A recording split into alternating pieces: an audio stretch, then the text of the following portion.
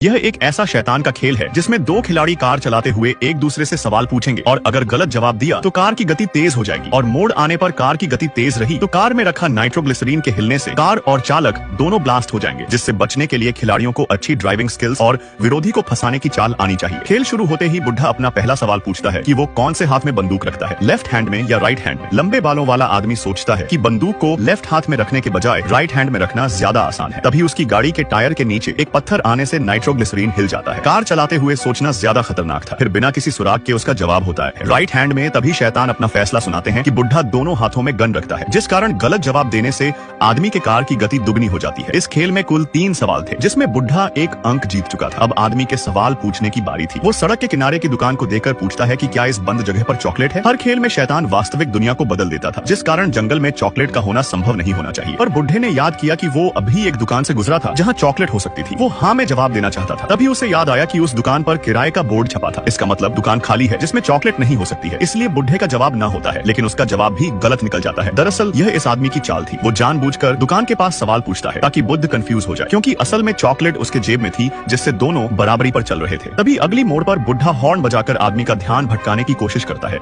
और चुपके से सड़क के किनारे लगे बिलबोर्ड पर बंदरों की संख्या गिनकर सवाल पूछता है, जिसमें आदमी का जवाब फिर से गलत था, जिस कारण उसकी कार की गति और भी तेज हो गई थी। आदमी अपना आखिरी सवाल पूछता है कि क्या गाड़ी में रखा नाइट्रोग्लिसरीन तरल है। यह सुनकर बुढ़े को हंसी आ जाती है कि क्या फालतू सवाल पूछ रहा है। उनकी गाड़ी की स्पीड 125 किलोमीटर प्रति घंटा थी और आगे एक यू टर्न आने वाला था। इसमें दोनों मरेंगे, लेकिन आदमी मुस्कुराने लगता है। तभी उसने अपनी राक्षसी शक्तियों से नाइट्रोग्लिसरीन को 1 सेकंड में जमा दिया था। इन खिलाड़ियों को यह सब शक्तियां राक्षस से सौदा करने पर मिली थी, लेकिन बुढ़े के पास ऐसी शक्ति थी जिससे वो समय में पीछे जा सकता था। बुढ़े ने यह आखिरी राउंड में इस्तेमाल करने के लिए बचा कर रखी थी। तभी बुढ़ा शक्तियों से आखिरी राउंड की शुरुआत में चला जाता है और जब आदमी नाइट्रोग्लिसरीन को जमाकर सवाल पूछ रहा था कि कार में नाइट्रोग्लिसरीन तरल है या नहीं, तो बुढ़ा पूरे कॉन्फिडेंस के साथ जवाब देता है, जिसे सुनकर आदमी हैरान हो गया था। हीरो की आभा रखने वाला यह आदमी विलन से हार जाता है। अच्छी बात यह थी कि दोनों जिंदा थे, लेकिन बड़ी मेहनत से जुटाई 98 राक्षसी चाबियां आदमी ने गंवा दी थी, जिसके बाद वो बेहोश हो जाता है। यह खिलाड़ी राक्षसी शक्तियों से धोखे से गेम को जीतना चाहता था, जिस कारण उसे सजा तो मिलनी ही थी। दूसरी तरफ उसकी दोस्त ने प्राचीन चित्रों की पहली को सुलझा लिया था, जिसका मतलब था 99 राक्षसी चाबियां से न सिर्फ खेल को पूरी तरह मिटाया जा सकता था, बल्कि शैतानों को असली दुनिया में भी बुलाया जा सकता था, जो पूरी दुनिया को नर्क में बदल सकते थे। और तभी बुढ़ा खिलाड़ी राक्षसी शक्तियों से शैतानों को धरती पर बुला लेता है और पूरी दुनिया को खेल का अखाड़ा बना देता है। अगर 48 घंटे में